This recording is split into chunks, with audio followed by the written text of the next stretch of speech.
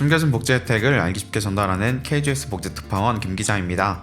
한 해가 저물어가고 내년을 맞이하면서 내년 기초연금 신청을 준비하시는 어르신들이 많습니다. 요즘 기초연금과 관련된 이야기들이 뉴스를 통해서 쏟아져 나오고 있는데요. 과연 기초연금 40만원 인상은 언제 될 것인지, 수급 대상은 늘어나는지 줄어드는지 다들 궁금해하십니다. 오늘은 최근까지 발표된 여야 각 당의 기초연금에 관련된 정책을 정리해드리며 앞으로의 방향에 대해서 생각해보는 시간을 갖겠습니다. 몰라서 못 받는 복지 혜택, 이젠 놓치지 말자. 구독과 좋아요, 알림 설정을 눌러주시면 보다 빠르게 소식을 받아볼 수 있습니다.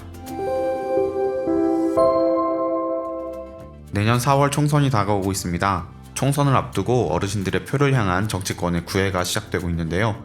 다양한 정당에서 다양한 의견들이 나오고 있습니다. 첫 번째, 기초연금을 소득 하위 70%에게 50만원씩 지급하자는 의견입니다. 이 주장은 조금 생소하실 수 있는 우리공화당에서 제기한 주장입니다.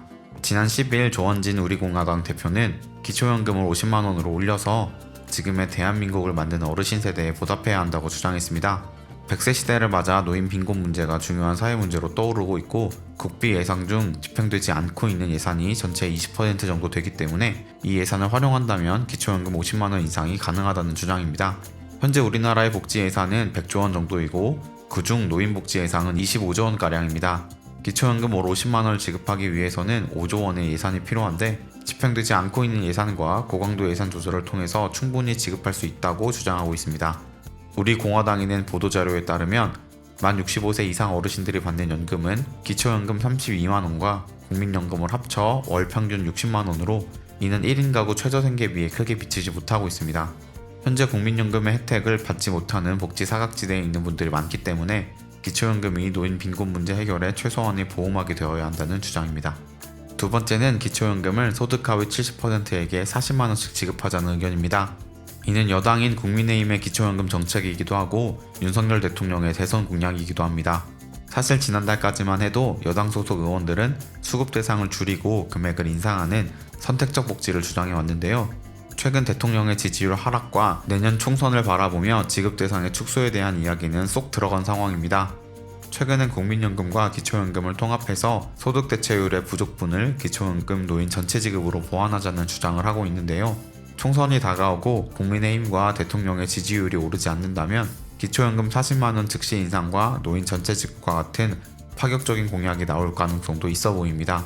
하지만 국민의힘에서는 아직까지 주장에 대한 확실한 대안이 없었기 때문에 그 신뢰도가 낮다고 할 수 있습니다. 만약 새로운 공약이 나온다면 총선용 공약일 뿐 지켜지지 않을 가능성이 더 높고, 실제로 내년도 기초연금은 3.3% 인상된 33만 4천원이고 지급 대상도 소득 하위 70%이기 때문에 2024년 기초연금 40만원 지급은 사실상 불가능하다고 볼 수 있습니다.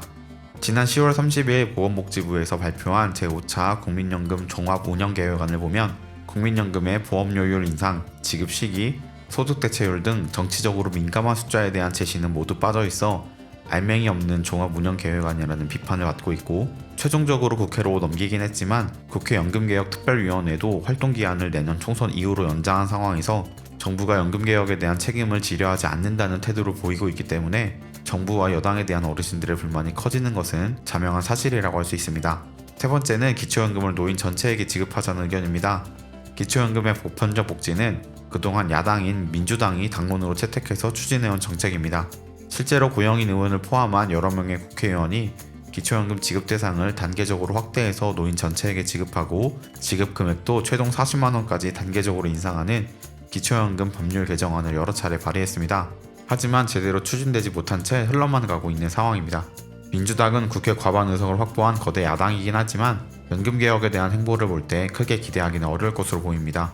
물론 민주당 또한 내년 총선이 다가올수록 어르신들의 표를 의식한 다양한 포퓰리즘 정책들을 쏟아낼 것입니다. 예산 확보에 대한 정확한 대책이 없는 선거용 공약에 그칠 가능성이 커 보이는 것이 사실입니다. 연금개혁에 대한 국민의힘과 민주당의 의견을 비교해보면 기초연금 지급 대상에 대한 민주당의 입장은 전체 지급에 대해서 단계적 확대 또는 2026년이나 2027년 시행을 주장하고 있으나, 국민의힘은 기초연금 노인 전체에 대한 발언이 없었습니다.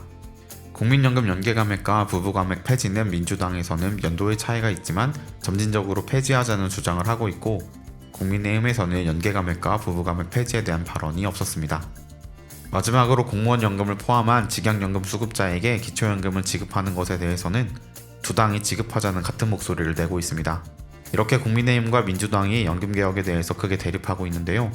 하지만 여전히 의견만 있지 실제적인 행동이나 대안이 없는 상황이라서 갈수록 기대감이 사라지고 있는 것이 사실입니다. 오늘은 여야의 기초연금에 대한 입장을 정리해드렸는데요. 기초연금은 나라의 방향성을 정하는 중요한 일이기 때문에 무엇보다 국민적 합의가 중요합니다. 하지만 국민을 설득하고 합의를 이끌어내야 할 정부와 정치권이 국민들과의 소통보다는 자신들의 기득권을 연금개혁이라는 카드를 통해서 지키고 빼앗으려고 하는 모습을 보이는 것이 사실입니다. 정치권에서는 총선이 다가올수록 어르신들의 표를 위해서 다양한 의견들을 내놓기 시작할 텐데요.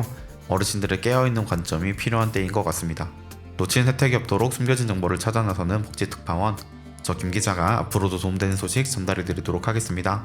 채널 구독과 좋아요, 알림 설정 부탁드리며 더 좋은 정보로 찾아뵙겠습니다. 지금까지 KGS 복지특파원 김기자였습니다.